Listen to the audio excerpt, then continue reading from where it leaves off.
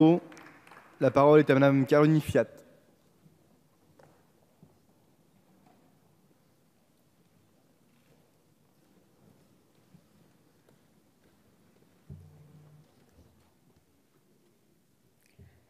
Madame la ministre, Madame, Messieurs les députés, chers collègues, je souhaite vous faire part du ressenti de notre groupe quant aux questions de santé sur notre territoire. Les lois sur la santé initiées par la présidence Sarkozy ont frappé d'austérité les établissements hospitaliers. Les conséquences sont néfastes et remettent en cause le rôle des soignants.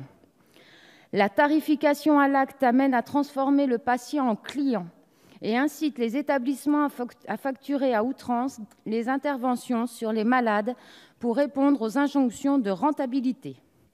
La santé n'est pas un acte commercial. Les médecins, les sages-femmes, les anesthésistes, les infirmiers, les aides-soignants ne sont pas des commerçants, ce sont des professionnels de santé. Il faut les considérer comme tels et leur donner les moyens d'exercer leur métier dans les meilleures conditions possibles. À l'issue de la Seconde Guerre mondiale, l'objectif du CNR était d'assurer l'égalité de traitement de chacun et la santé pour tous, d'où la création de la sécurité sociale. Je vous rappelle par ailleurs qu'à cette période, la situation économique du pays était bien moins favorable qu'aujourd'hui. Ce n'est donc pas une question d'argent, mais avant tout une question de volonté. Notre système de santé a longtemps été l'un des plus performants de l'ensemble des pays développés. Il était cité de par le monde comme un modèle de référence. Il subit désormais 30 ans de politique de libéralisation qui ne cesse de réduire ce qui a été construit. Avec 4 milliards d'euros de ressources en moins sous le précédent quinquennat, c'est tout un secteur public qui tire la langue. Aujourd'hui, vous vous contentez de répondre aux injonctions économiques et libérales de l'Union européenne. Vous proposez une plus grande déréglementation des professions de santé et une mise en concurrence des travailleurs.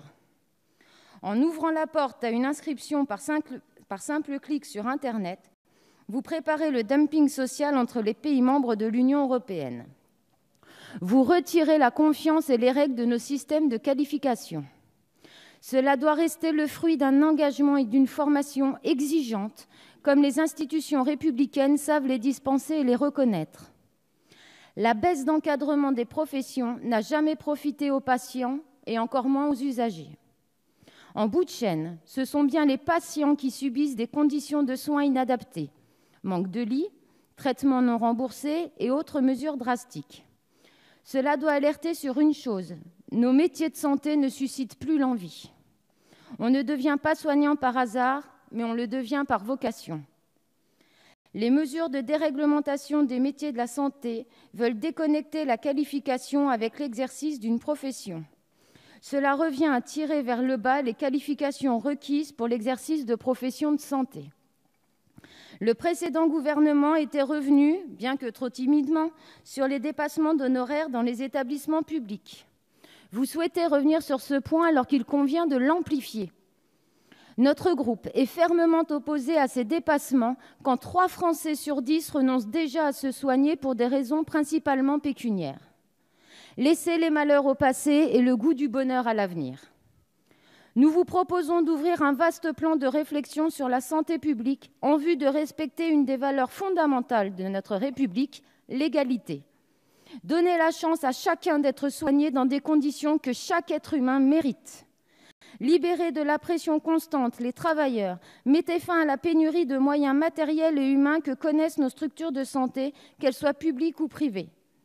Les mesures prises ces dernières décennies portent des conséquences graves, comme la baisse de l'espérance de vie en bonne santé des plus démunis.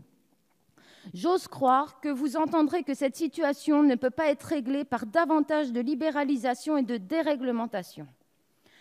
La santé a besoin de structures, de personnel formé et en nombre suffisant, de conditions d'exercice dignes. Nos expériences professionnelles, militantes et citoyennes sont garantes d'une bonne compréhension des problèmes rencontrés par la population aujourd'hui. En effet, nous avons tous été élus en regard de nos parcours professionnels qui ont motivé les électeurs. Dans ma circonscription, j'ai reçu de nombreux témoignages de la part de professionnels de santé.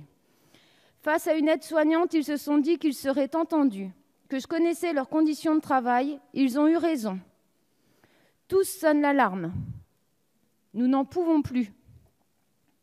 Madame la ministre, vous connaissez notre quotidien et celui des patients. Mais je me permets ici de les rappeler à tout à chacun. Notre métier principal est de maintenir les 14 besoins fondamentaux de Virginia Anderson. Je vais vous les citer pour décrire les réalités de notre quotidien. Le premier besoin, respirer. Chose assez simple en soi.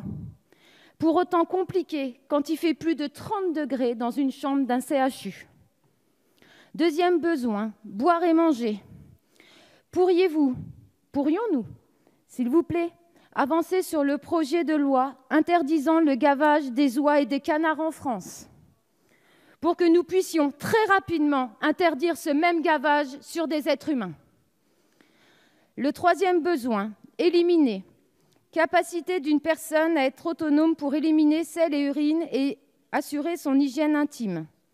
Besoin tellement évident, sauf que par manque de temps pour accompagner les patients aux toilettes, la pose d'une protection est devenue systématique. Quatrième besoin, se mouvoir, maintenir une bonne posture, qui est la capacité d'une personne à se déplacer seule ou avec des moyens mécaniques. Nous n'avons pas le temps. Ce sera donc fauteuil roulant ou maintien au lit pour tout le monde. Cinquième besoin, dormir, se reposer. Heureusement, les somnifères existent et à la grande joie des laboratoires pharmaceutiques.